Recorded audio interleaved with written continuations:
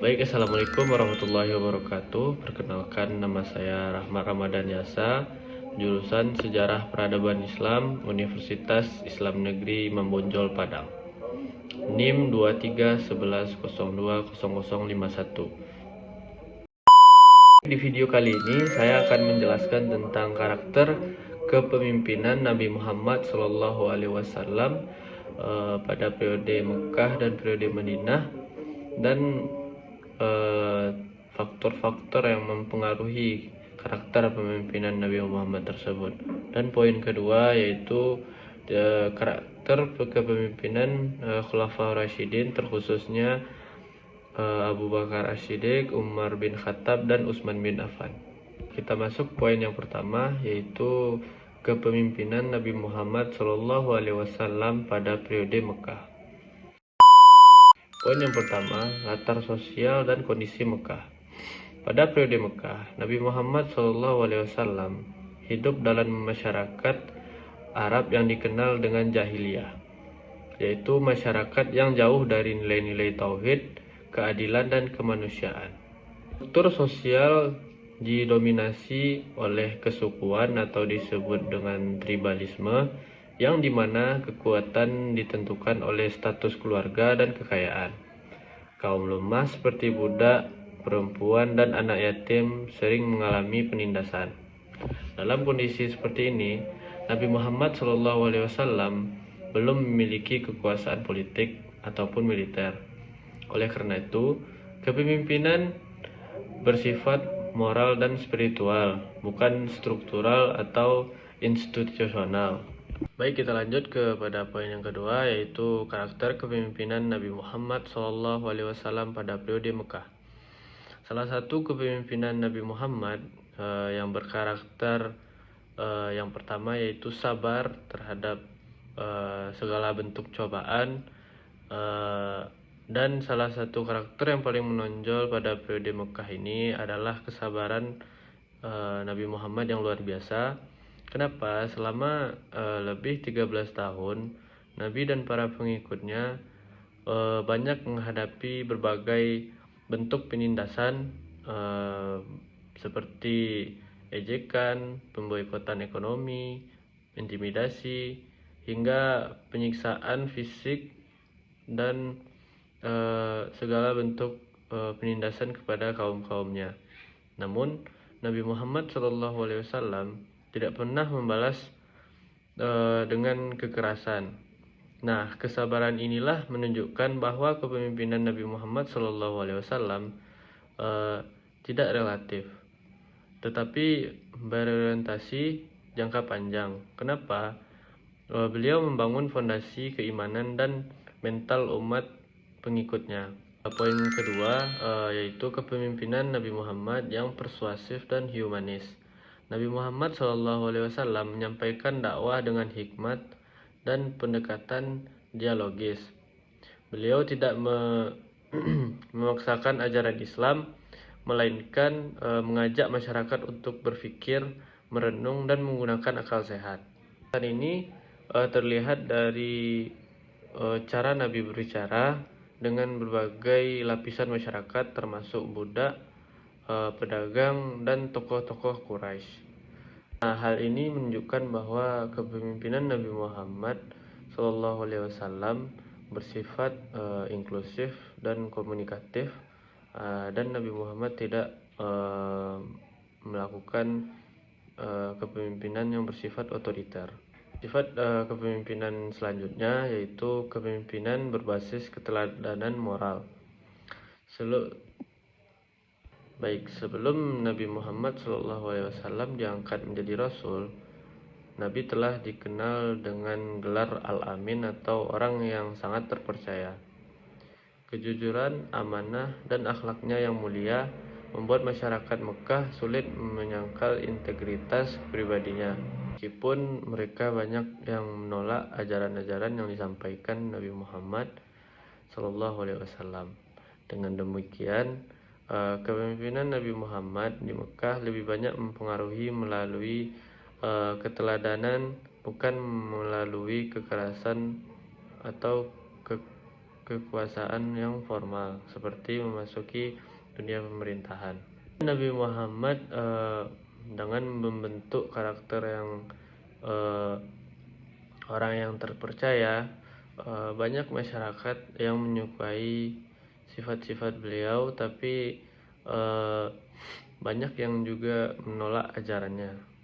Faktor yang mempengaruhi kepemimpinan Nabi Muhammad periode Mekah, ada beberapa faktor utama yang membentuk karakter kepemimpinan Nabi Muhammad SAW.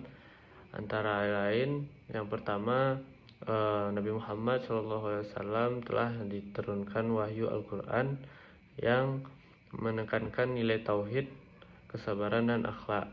Yang kedua, pengalaman hidup sebagai seorang yang tidak memiliki ayah atau anak yatim, yang menumbuhkan empati terhadap kaum yang tertindas. Poin yang ketiga, adanya budaya Arab yang melatih kemampuan komunikasi dan diplomasi Nabi Muhammad terhadap masyarakat Arab tersebut. Poin yang keempat, adanya dukungan seperti adanya dukungan dari sahabat-sahabat dan kaumnya, seperti Abu Bakar As-Siddiq dan Ali bin Abi Thalib, dan tidak terlepas juga dukungan dari istrinya yaitu Khadijah. Baik, masuk poin yang kedua, kepemimpinan Nabi Muhammad pada periode Madinah. Pada periode Madinah ini ada beberapa perubahan besar dalam peran Nabi Muhammad SAW. Di Madinah, Nabi tidak hanya sebagai Rasul, tetapi juga sebagai kepala negara, pemimpin masyarakat, dan panglima perang. Nah, masyarakat Madinah ini bersifat plural, yang dimana terdiri dari banyak kaum, yang dimana kaumnya itu kaum Muslim, Yahudi, dan kelompok-kelompok Arab yang non-Muslim.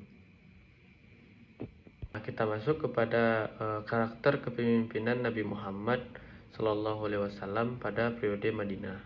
Sifat kepemimpinan Nabi Muhammad yang pertama yaitu kepemimpinan yang negarawan. Salah satu bukti kepemimpinan Nabi Muhammad SAW di Madinah adalah menyusun Piagam Madinah. Piagam Madinah ini yang mengatur antara hubungan kelompok masyarakat. Dokumen ini menunjukkan bahwa Nabi Muhammad SAW adalah pemimpin yang mampu membangun sistem hukum pemerintahan yang adil dan adil bagi masyarakat Madinah. Nah, lanjut kepada sifat kepemimpinan selanjutnya, yaitu kepemimpinan yang adil dan inklusif. Nabi Muhammad SAW menjamin hak dan kewajiban seluruh warga Madinah tanpa membedakan agama dan suku. Prinsip keadilan ini menjadi dasar stabilitas sosial dan politik negara Madinah. Sifat kepemimpinan yang selanjutnya yaitu kepemimpinan berbasis musyawarah atau demokrasi. Dalam pengambilan keputusan, Nabi Muhammad SAW sering bermusyawarah dengan para sahabat dan juga masyarakat Madinah. Hal ini menunjukkan bahwa kepemimpinan Nabi Muhammad ini bersifat partisipatif dan demokratif. Dan selanjutnya, faktor membentuk atau pembentuk kepemimpinan Nabi di Madinah ini ada beberapa faktor.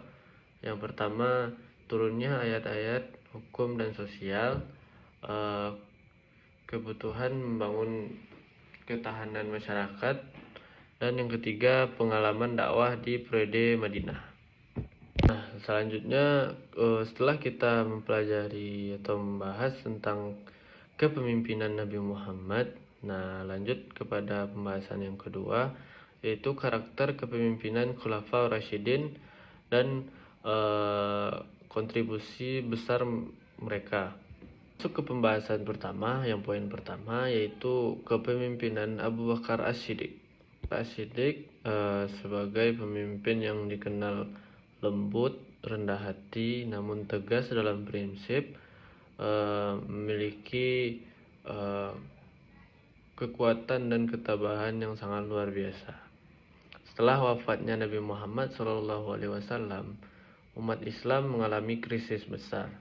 Banyak kabilah yang murtad dan menolak pembayaran zakat. Nah, Abu Bakar dengan tegasnya memerangi kaum yang murtad demi menjaga keutuhan ajaran Islam. Selain itu, jasanya yang sangat besar adalah mengumpulkan atau pembukuan Al-Quran untuk mencegah hilangnya ayat-ayat suci akibat wafatnya para penghafal Al-Quran. Nah, masuk ke pembahasan poin yang kedua, yaitu kepemimpinan Umar bin Khattab. Umar bin Khattab dikenal sebagai pemimpin yang tegas, adil, dan visioner. Di bawah kepemimpinannya, wilayah Islam berkembang sangat luas.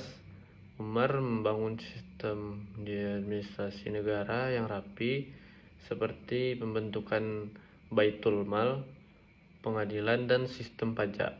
Umar juga dikenal sebagai orang dengan keadilan sosial, di mana ia tidak segan menegur pejabat yang menyalahgunakan kekuasaan.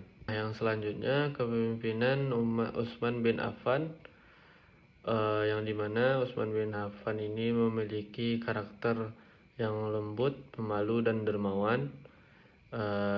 Beliau memiliki tantangan besar pada masa pemerintahannya dan perbedaan bacaan Al-Quran di wilayah Islam yang semakin luas.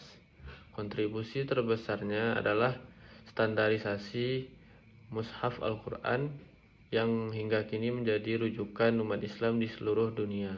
Itu ia memperkuat armada laut Islam dan memperluas wilayah kekuasaannya. Nah, mungkin itu saja yang dapat saya sampaikan.